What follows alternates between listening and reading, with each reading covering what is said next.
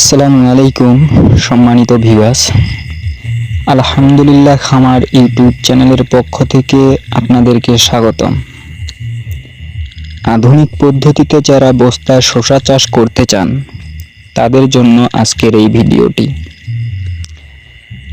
আমরা যারা বর্ষার সিজনে জমির পরিত্যক্ত আলি অথবা ছাদে বস্তায় শসা চাষ, আধুনিক কৃষি ও স্মার্ট কৃষি নিয়ে কাজ করছি, তাদের জন্য আজকের এই প্রতিবেদনে থাকবে বস্তায় অধিক শসা ফলানোর জন্য এক সম্পূর্ণ সমাধান।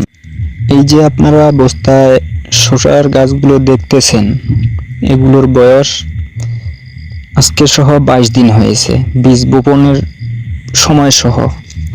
তো আজকে আমি এভাবে এই লাঠিগুলো দিয়ে এভাবে বেড়া দিয়ে দিলাম, এবং বস্তায় যেহেতু চাষ করছি সেক্ষেত্রে আমাদের এগুলোতে পানি দেওয়া লাগবে।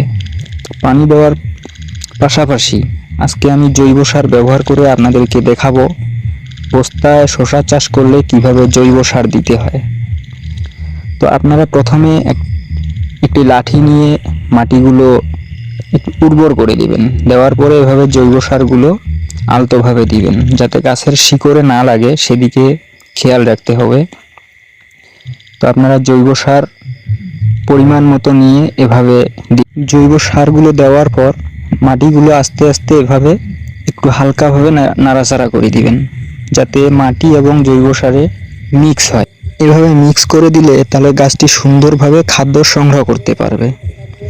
এরপর আপনারা মগে করে হাতের উপরে আলতোভাবে পানি ঢেলে দিবেন। এদিকে লক্ষ্য রাখতে হবে যেন পানি গাছের শিকড়ে না পড়ে। শিকড়ে পড়লে সেক্ষেত্রে গাছের শিকড়ে ফাঁকা হতে পারে। এখন আমরা যে কাজটি করব সেটি হলো, এই শসা গাছ 1 থেকে 1.5 ফিট হলে আমরা ওয়ান কাটিং করব। এই গাছের ডগাগুলো কেসি দিয়ে সুন্দরভাবে কেটে দিব। এভাবে কেটে দেওয়ার পর কিছুদিন পরে আবার 2G কাটিং করব। আবার কিছুদিন পরে যখন 2G কাটিং করা হবে, কিছুদিন পরে তখন 3G কাটিং করব। তো সেই বিষয়ে আমি আরো পরবর্তীতে ভিডিও দিব। এখন প্রশ্ন হলো যে আমরা এই কাটিংটি কেন করব? এই কাটিংটি করলে আমাদের কি কি লাভ হবে? এই কাটিংটি করলে আমাদের শসা গাছগুলোতে যে ফুল আসবে, এই ফুলগুলো স্ত্রী ফুল হবে। তো শসা গাছে 2 ধরনের ফুল হয়ে থাকে, এক হলো পুরুষ ফুল, 2 হলো স্ত্রী ফুল। তো পুরুষ ফুলে কোনো ধরনের শসা হবে না, আর স্ত্রী ফুলে আপনাদের সবগুলো শসা ধরবে। তো এই কাটিংয়ের মাধ্যমে স্ত্রী ফুল আসার সম্ভাবনা বেশি থাকে, এবং কিছু মেডিসিন আছে, এই মেডিসিনগুলো আমি আপনাদের মাঝে উপস্থাপনা করব পরবর্তী ভিডিও। ততক্ষণে আপনারা আমাদের চ্যানেলের সাথেই থাকবেন, এবং ভিডিওটি যদি ভালো লেগে থাকে অবশ্যই সাবস্ক্রাইব, লাইক, কমেন্ট, শেয়ার করবেন। আজকের ভিডিওটি এ পর্যন্তই। আপনারা সবাই ভালো থাকবেন, সুস্থ থাকবেন। আল্লাহ হাফেজ।